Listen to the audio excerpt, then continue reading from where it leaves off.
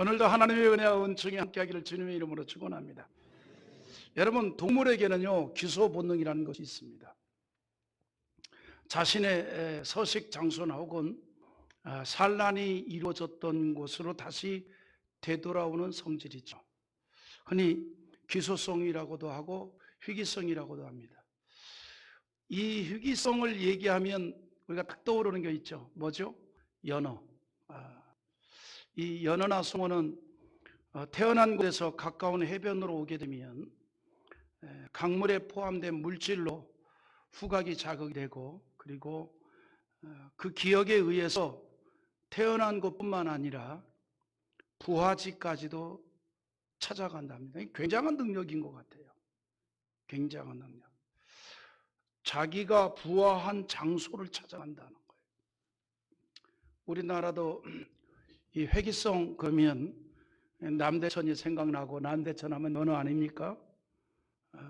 연어의 산란과 회귀하는 장소로 굉장히 유명하죠. 남대천에서 이 산란한 연어가 이제 남대천을 따라서 동해로 들어가게 되고, 그러면 태평양 북부까지 가게 돼요. 베링에까지 가서 그곳에서 3년이나 혹은 5년까지 지낸답니다. 그리고 죽을 때가 되면 우리나라로 말하면 11월쯤 되면 11월 한 중순부터 이제 다시 거슬러 올라와서 남대천을 거슬러 올라와서 자기가 산란된 장소까지 와서 거기서 산란을 하고 죽는다 그래요. 그거 보면 굉장한 것 같습니다. 대단한 것 같아요. 굉장한 그 기소성과 희귀성이 있는 것 같습니다. 그런데 이와 같은 기소 본능이 동물에만 있는 게 아니라 우리 사람들에게도 적잖이 있습니다. 예를 든다면 어린 시절에 영향을 받은 장소나 환경을 사람들이 즐겨 찾는다는 거죠. 무슨 얘기냐면, 예를 들어서 어린 시절에 바닷가에서 살면서 바닷가의 추억이 있는 분들은 잠재의식적으로 바닷가를 그리워한다는 거죠. 또 반대로 산에서 이렇게 그 자랐던 분들은 또 그런 이 환경을 찾는다는 겁니다. 그래서 이 어린 시절에 어떤 경험했던 환경이 잠재적으로 자리하게 되고, 슬프고 즐거울 때 그것을 즐겨 찾는다는 거죠.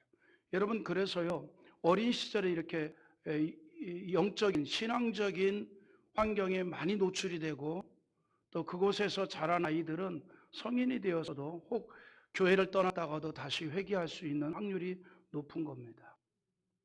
그래서 놀아도 예배당에서 놀아야 되고, 장난을 쳐도 주일학교 예배를 드리면 장난을 쳐야 돼요. 그래서 우리 아이들이 주일학교에 나와가지고 예배 1시간 동안 맨 딴짓만 해도 예배당에 와야 합니다. 근데 하면 소리 이상하게 자빠졌네. 그래야 잠재적으로 예배당에 적응이 된단 말이에요. 이 인간에게 회귀성이라는 게 있기 때문입니다. 여러분, 사람이 말이죠, 죽음이 임박하게 되면 어디를 찾습니까? 고향을 그리워하게 되잖아요. 혈육을 찾게 되잖아요. 이게 모든 사람들이 가지고 있는 귀소 본능이라는 겁니다. 대부분의 사람은 죽음이 임박하였을 때 가장 소중하게 여기는 것을 생각하지 않습니까? 그래서 우리 예수 믿는 사람들이 일생 동안 천국을 소망하면서 신앙으로 살았던 우리 성도들은 죽음이 임박했을 때 더욱 천국을 소망하게 되는 겁니다. 일생 동안 천국을 소망하면서 살았기 때문에. 사람이 죽음이 임박하면요 너도 나도 할 것 없이 가장 귀하게 여기는 것을 생각하는 거예요. 고향을 찾게 되고 혈육을 찾게 되고. 바울 사도 역시 평생 동안 예수를 전파했습니다. 그리고 그가 로마에 감금이 되었어요. 그리고 얼마나 시간이 지나서 그가 감지한 게 있습니다. 아, 내가 이제 여기서 죽음을 당하겠구나. 내가 이제 여기서 순교를 당하겠구나. 그래서 그가 순교의 시간이 임박하였음을 감지하였을 때 그는 오로지 천국만을 소망했습니다. 그래서 그가 죽음이 임박하였을 때 썼던 서신에 보면 천국에 대한 소망이 많이 담겨 있습니다. 예를 든다면 디모데후서 4장 18절에 이렇게 말하죠. 주께서 나를 모든 악한 일에서 건져내시고 또 그의 천국에 들어가도록 구원하시리니 그에게 영광이 세세 무궁도록 있을지어다. 아멘. 여러분, 기독교에서 말하는 구원의 종착점은 천국입니다. 바울이 죽음에 임박하였을 때 그것을 말하고 있습니다. 그래서 그의 천국에 들어가도록 구원하시리니. 그러니까 구원의 완성, 구원의 종착점은 천국이에요. 우리가 예수를 믿고 구원받았습니다. 그래서 예배당에 나와 예배를 드립니다. 그러나 여기까지도 어떻게 보면 종착점은 아닙니다. 구원의 완전한 종착점은 하나님의 나라 천국입니다. 그래서 바울이 죽음에 임박하였을 때에 그거를 얘기하고 있는 것입니다. 그의 천국에 들어가도록 나를 구원하시리니 그에게 영광만 돌릴지어다. 여러분, 사람들은요 대부분이 죽음이 임박할 때에 진지해지잖아요. 죽음이 임박하면 모두가 다 위대한 철학자가 되지 않습니까?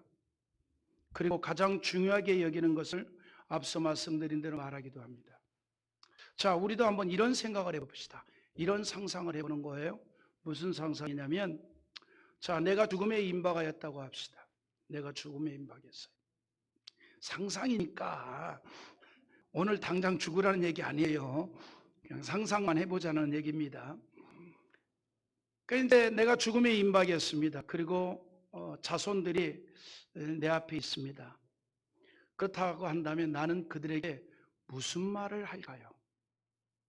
무슨 말을 해줄 것입니까? 여러분이라면 어떤 말을 하겠습니까? 그들에게. 만약에 여러분들이 죽기 전에 딱 한마디만 하면 여러분도 무슨 말을 할 것 같아요?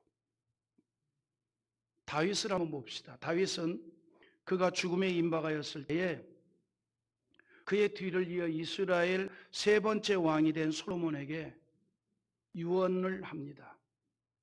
다윗의 마지막 말입니다. 열왕기상 2장 3절에서 이런 말을 하는데 한번 읽어보십시다. 내 하나님 여호와의 명령을 지켜 그 길로 행하여 그 법률과 계명과 율례와 증거를 모세 율법에 기록된 대로 지키라.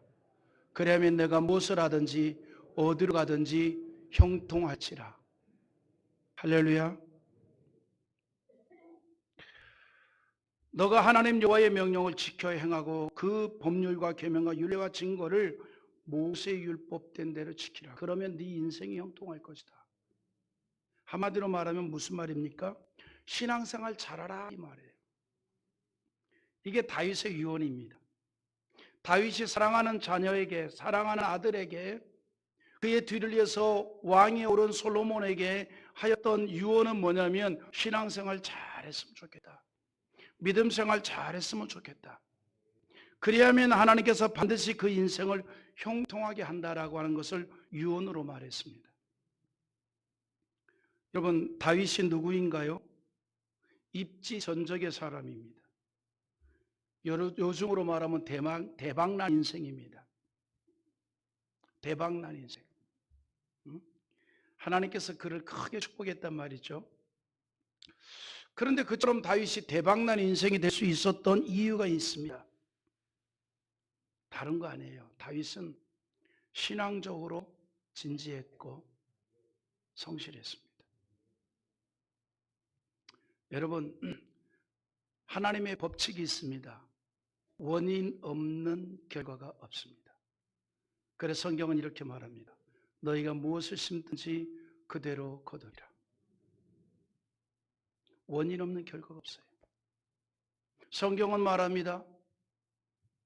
열매로 보아 알지니. 다윗이 인생이 그렇게 대박난 인생이 될 수 있었던 것은 어느 날 갑자기 이루어진 게 아니었다는 거죠. 그의 신앙이 성실했고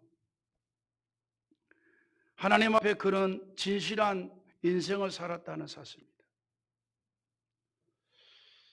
그는 또 믿음의 배짱도 있는 사람이었어요. 믿음의 배짱. 어린 시절에 블레셋의 거인 골리앗을 하나님의 능력을 의지하는 믿음으로 나아가서 쓰러뜨리고 이스라엘을 전쟁에 승리하도록 한 사람이었습니다. 믿음의 배짱이 있었다는 거죠. 하나님의 능력을 믿는 믿음이 컸다는 사실입니다. 하나님의 권세와 능력에 대한 절대적인 믿음을 가진 자였던 것입니다.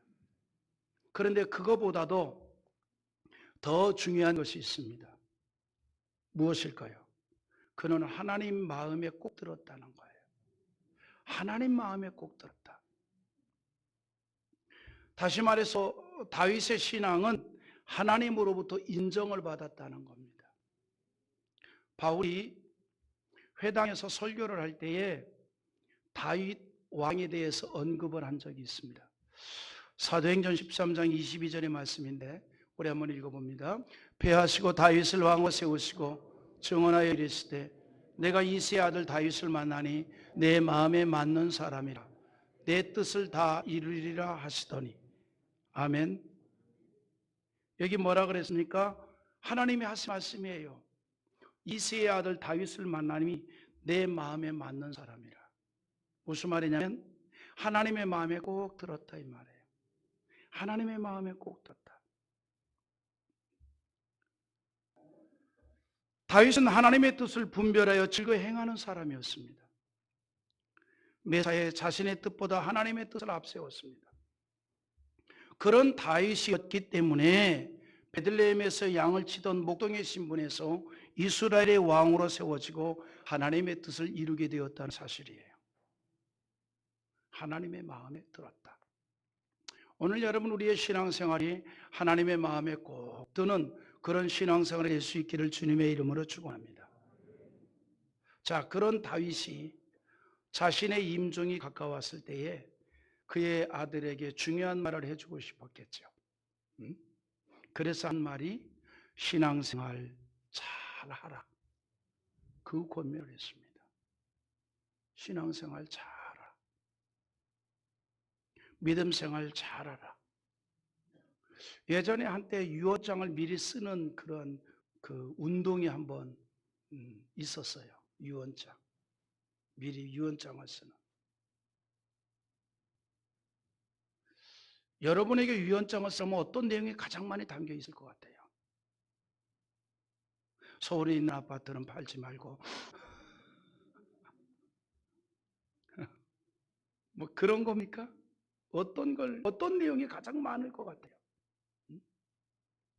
여러분 다윗의 유언의 내용은요 거의 대부분의 내용이 하나님에 대한 신앙에 관한 이야기였습니다. 다른 거 없다. 내가 살아보니 믿음생활 잘하는 게 최고더라. 내가 살아보니 신앙생활 잘하는 것밖에 없다. 그러니 너도 믿음생활 잘하고 신앙생활 잘하는 그러한 삶을 살았으면 좋겠다. 우리의 유언장에 그런 내용이 많이 담겨 있기를 원합니다. 할렐루야. 그래서 다윗이 하나님의 뜻에 맞는 신앙의 삶을 살았던 것처럼 솔로몬도 오직 하나님과 함께하는 신앙의 사람이 되기를 원했던 것입니다. 다윗은 자신이 섬겼던 하나님에 대한 신앙이 다시 말해서 단절되는 게 아니라 계승되기를 원했던 거예요. 계속 계승됐으면 좋겠다. 왜냐하면 여러분 신앙이 계승된다는 것은 하나님의 복이 계승되고 흘러내려간다는 사실을 너무나 잘 알았기 때문입니다. 우리도 일평생 하나님의 마음에 꼭 드는 신앙생활을 하다가 그 신앙이 다음 세대까지 계승되는 은혜가 있기를 원합니다. 오늘 본문에서도 그런 귀한 신앙의 계승을 보게 됩니다. 바로 디모데입니다. 바울은 디모데를 대단히 각별하게 생각했습니다. 각별하게. 뭐라고 표현했는가 하니 2절에 보면 우리 한번 읽어볼까요? 사랑하는 아들 디모데에게 편지하노니 하나님 아버지와 그리스도 예수 우리 주께로부터 은혜와 긍휼과 평강이 내게 있을지어다. 아멘. 할렐루야. 바울은요 디모데를 뭐라고 표현했는가 하니 사랑하는 나의 아들이라고 표현했습니다. 디모데에 대해서 사랑하는 나의 아들이라 그랬어요. 이 디모데를 좀 우리가 좀 생각해 봅시다. 이 디모데는요, 어릴 때부터 경건한 분위기 속에서 성장했습니다. 아버지가 헬라인입니다. 그래서 얼마든지 헬라적인 영향을 받아서 다신 사상에 빠질 수 있었습니다. 그럼에도 불구하고 디모데는 오로지 하나님만을 믿고 섬겼습니다. 우리가 역사를 통해서 알고 있듯이 헬라 문화는요, 다신 문화입니다. 헬라의 모든 문화는 많은 신들이 많아요. 헬라의 어떤 이 이야기는 전부 신들의 이야기예요. 디모데의 아버지가 헬라 사람입니다. 그래서 얼마든지 다신 사상에 빠질 수 있는 조건을 가지고 있었던 사람이에요. 그런데 디모데는 그렇지 않았다는 겁니다. 오로지 여호와 하나님만을 섬기는 신앙의 사람으로 자라났습니다. 그 영향을 어디서 받았냐? 그의 외할머니와 어머니로부터 그 영향을 받았다는 거예요. 신실한 외할머니 로이스와 어머니 유니게로부터 성경을 배우고 하나님 중심으로 신앙생활하는 그러한 사람이 되었다는 사실이죠. 여러분, 좀 이 교육학적인 얘기인데요. 사실은 이 자녀의 어린 시절의 영향은 어머니에게로부터 더 많이 받습니다. 어머니에게서. 일단은요, 생명이 잉태하면 아버지 뱃속에서 9개월 20일 있는 게 아니에요. 어머니 뱃속에서부터 9개월 20일을 있는 겁니다. 그러니까 이 9개월 20일 동안에 이 아이의 정서는요, 어머니의 정서를 받을 수밖에 없는 거예요. 그래서 그 9개월 20일 동안에 찬송을 많이 부르고 성경을 많이 부르면 잠재의식적으로 그 속에 신앙적인 것이 자리할 수밖에 없는 거예요. 이게 믿어지지 않으면 한번 테스트해 보세요. 애를 하나 잉태한 그 순간부터 맨날 팝송만 불러요. 팝송만. 삐빠빠 룰라 이쯤말이 웰리 하면서 그냥 팝송만 불러. 그리고 나면요, 얘는 팝송 불러야 잠들어요. 반대로 그저 아이가 잉태할 때부터 찬양만 부르세요. 찬송 소리 나면 아이 잠들어요. 그래서 우리 주일학교가 예배 때 잠 잘 자잖아요.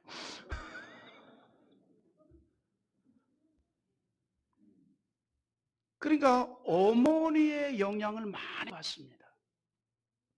그래서 우리 어머니들이 더 신앙적이 돼야 돼요. 더 어머니들이 기도 많이 해야 돼요. 더 어머니들이 찬양하는 사람 돼야 돼요. 더 어머니들이 성전을 즐겨 찾아야 돼요. 디모데가 그걸 우리에게 보여주고 있는 거예요.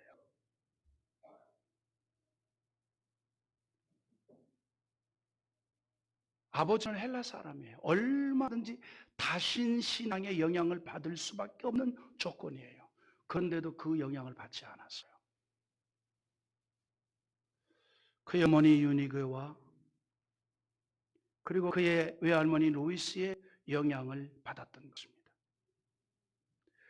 이런 디모데를 바울이 제1차 전도 여행 중 루스드라에 가서 만나게 됩니다. 그런데 또 한 가지, 이 디모데는 어린 시절부터 이렇게 신앙적이었을 뿐만 아니라 사람들에게 칭찬을 받고 자라났어요. 아주 훌륭한 인물입니다. 사도행전 16장 1절과 2절에 보면 이런 내용이 나오는데 한번 읽어볼까요? 바울이 더베와 루스드라에도 이름에 거기 디모데라 하는 제자가 있었어. 그 어머니는 믿는 유대 여자요 아버지는 헬라인이라. 디모데는 루스드라와 이고니에 있는 형제들에게 칭찬받는 자니. 그러니까 아주 신앙도 좋을 뿐만 아니라 인간적인 성품도 좋았어요. 사람들에게 칭찬을 받았다는 겁니다. 디모데라는 이름 자체가 참 멋있어요. 여러분, 이 디모데는 헬라식으로 표현하면 하나님의 영광이라는 뜻입니다. 그러니까 그 할머니나 어머니가 디모데야라고 할 때 하나님의 영광아 이 말이에요.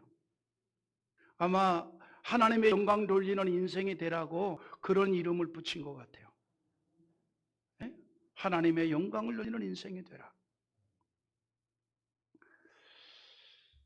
그의 외할머니 어머니의 경건한 유대적 신앙의 영향을 받고 자라난 이 디모데, 그의 경건성 위에 예수 그리스도를 영접합니다. 그래서 디모데는 교회 안에서만 인정받은 게 아니라 교회 밖에서도 인정을 받았습니다. 사람들에게 칭찬을 받았던 겁니다. 자기 고향에서 칭찬을 받는 사람입니다. 바울은 그 점을 높이 평가했습니다. 그래서 바울은 그 디모데를 보는 순간 자기 옆에 두고 싶었어요. 주님의 사역에 큰 일꾼이 되기를 기대했습니다. 그래서 바울의 제2차 전도 여행 때부터 디모데가 바울과 함께합니다.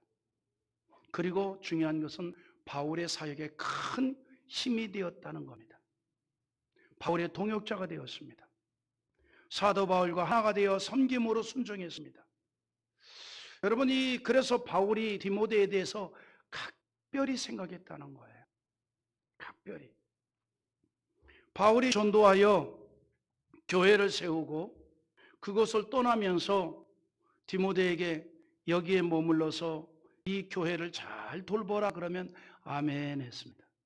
또 그런가 하면 바울이 다른 지방에서 복음을 전하다가 디모데가 필요로 한 상황이 되어서 디모데야 이제 이곳으로 와서 나를 도와라 그러면 아멘 하고 한 걸음 달려왔습니다. 이처럼 디모데는 바울의 뜻과 그가 하는 일에 전적으로 순종하면서 섬겼던 훌륭한 동역자입니다. 바울을 위해서 충성을 다했을 뿐만 아니라 바울이 그 큰 사역을 온전하게 감당하는데 큰 힘이 되었다는 사실이에요.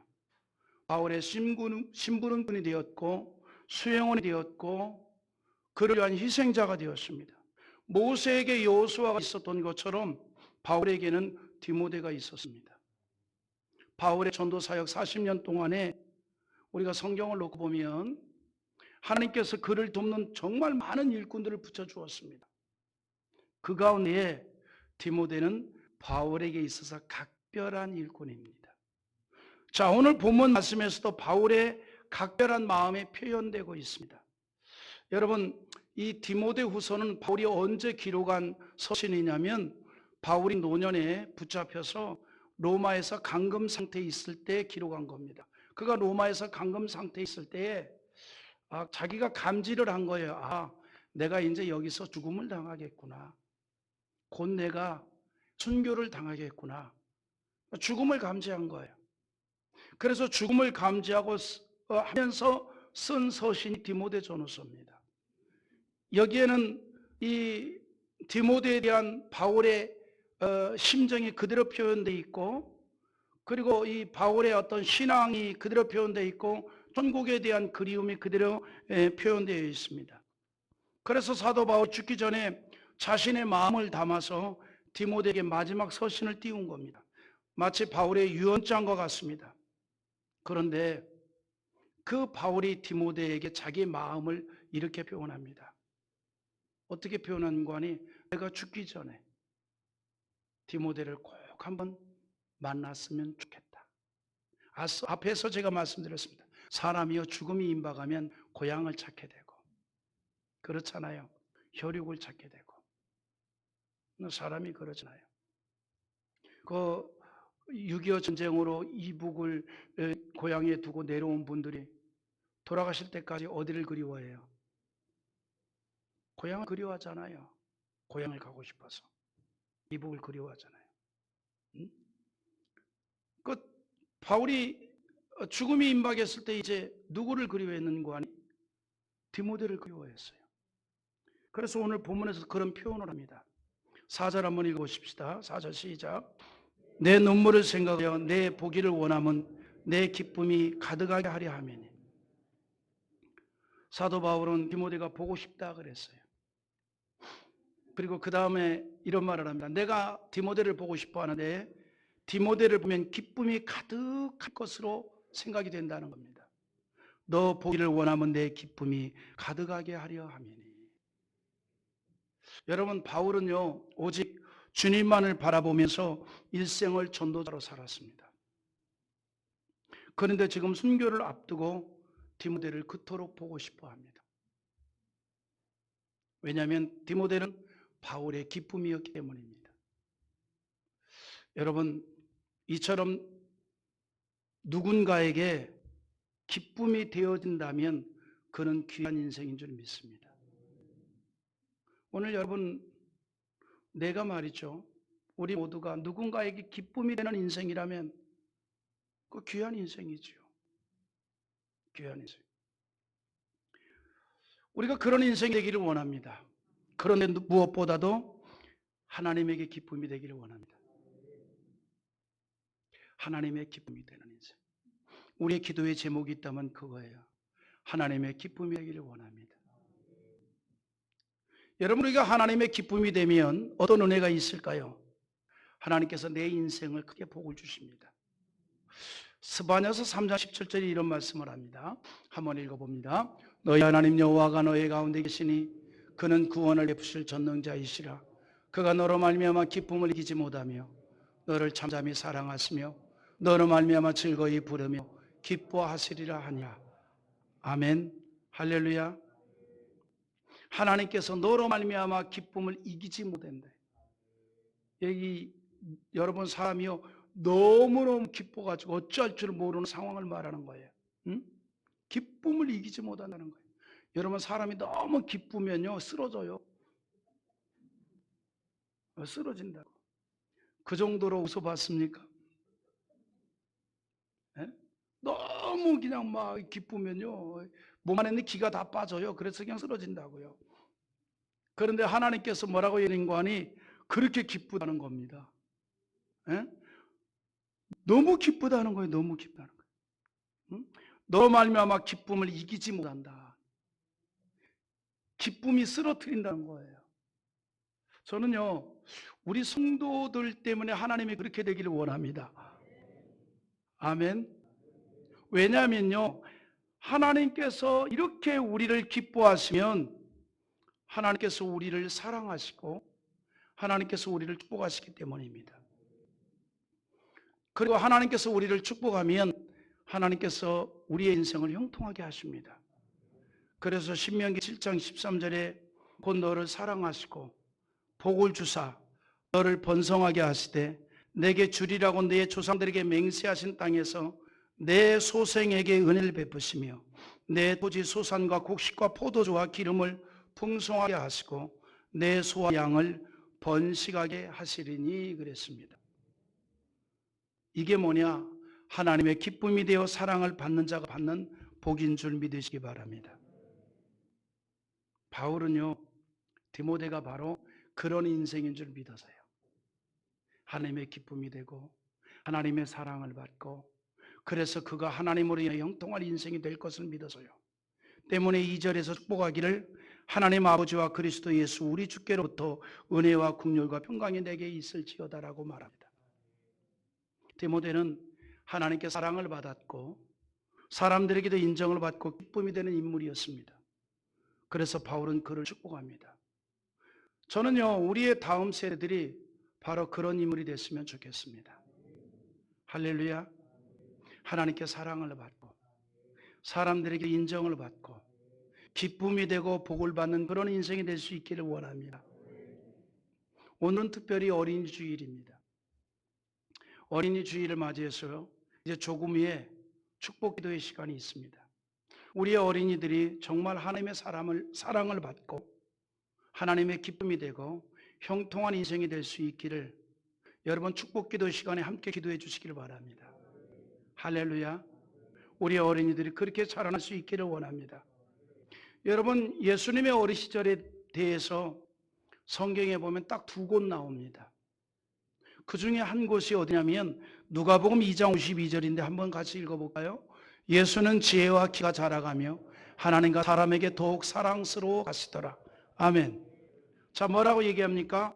예수는 지혜와 키가 자라가며 하나님과 사람에게 더욱 사랑스러워 가시더라 그랬습니다. 우리의 자녀들이 이처럼 하나님과 사람들에게 사랑스러운 자들이 되기를 원합니다. 하나님에게도 사랑받고 사람들에게도 사랑받기를 원합니다. 디모데는 바로 그런 인생이었습니다. 바울이 각별히 여기는 이유가 여기에 있습니다. 바울의 사역에 탐을 낼 만한 인물이었다 이 말이에요.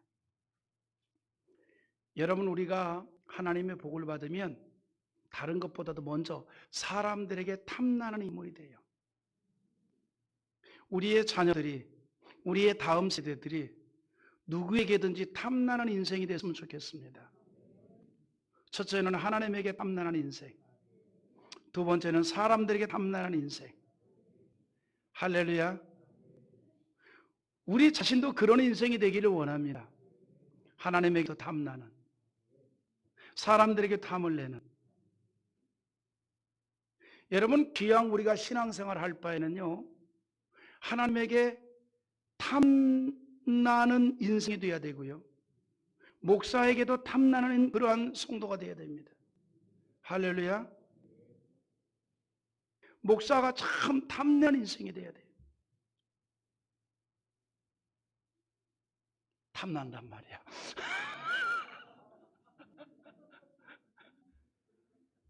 귀양 신앙생활 하려면, 할렐루야, 탐나는 인생이 돼야 돼요. 아멘입니까? 그래서 어디로 이사를 가도 가지마!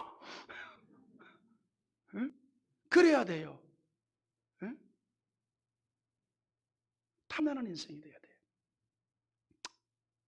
우리 창대교회 성도들은 다 목사에게 탐나는 인생입니다. 할렐루야. 디모데가 그랬다는 거예요. 그래서 바울도 디모데를 본 순간 탐을 했어요. 야, 나의 사역에 함께하는 동역자가 됐으면 좋겠다. 그래서 2차 전도여행 때부터 함께했고, 정말 바울의 각별한 동역자가 되었기에 그가 죽음을 앞두고 그렇게 디모데가 보고 싶었어요. 여러분은 죽음을 앞두고 누가 보고 싶을 것 같아요? 거짓말을 알아도 담임 목사님, 그러면 내가 얼마나 기분이 좋을까?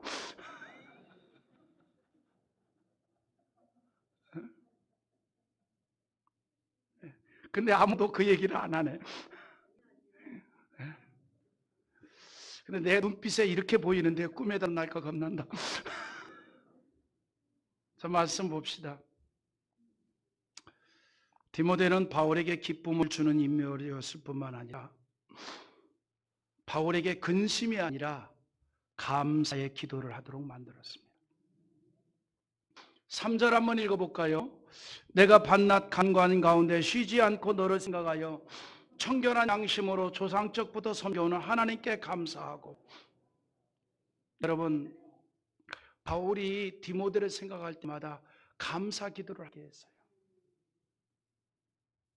어떤 감사 기도를 했을까요? 하나님, 나의 이 복음 사역에 저렇게 신실한 디모데를 붙여주시니 감사합니다. 저를 통해서 하나님의 일을 하게 하시니 감사합니다. 나를 위로하게 하시니 감사합니다. 바울의 근심과 염려가 아니라 바울을 감사하게 만든 인물이었다는 거예요. 그래서 바울에게 있어서 디모데는 너무나도 각별한 인물이었습니다. 그런데 디모데가 이렇게 된 것은 결코 우연이 아니라는 거죠. 뭡니까? 좋은 신앙을 계승받았다는 거예요. 외할머니와 어머니로부터 좋은 신앙을 계승받은 거예요. 그래서 5절에 이렇게 말합니다. 우리 또 읽어봅니다. 이는 내 속에 거짓이 없는 믿음이 있음을 생각함이라. 이 믿음은 먼저 내 외조모 로이스와 어머니 유니게 속에 있더니 내 속에도 있는 줄을 확신하노라. 사랑하는 성도 여러분, 우리가 이 시대에 로이스와 유니게가 되기를 원합니다. 저와 여러분을 통해서 정말 신실한 신앙이 다음 세대에 계승될 수 있기를 원합니다. 어떻게 하면 그렇게 될까요? 다른 거 없습니다. 우리가 교회를 중심해서 신실한 믿음 생활을 하면 됩니다. 우리 교회가 바로 그 사명을 감당하는 교회가 되기를 원합니다. 저와 여러분이 이 시대에 정말 하나님이 기뻐하는, 정말 하나님이 축복할 만한 신실한 신앙을 계승하는 그러한 믿음의 사람들이 될 수 있기를 원합니다. 그래서 우리 교회를 통해서 정말 디모데와 같은 신실한 하나님의 사람들이 많이 자라날 수 있는 그런 은혜가 있기를 주님의 이름으로 축원합니다. 할렐루야.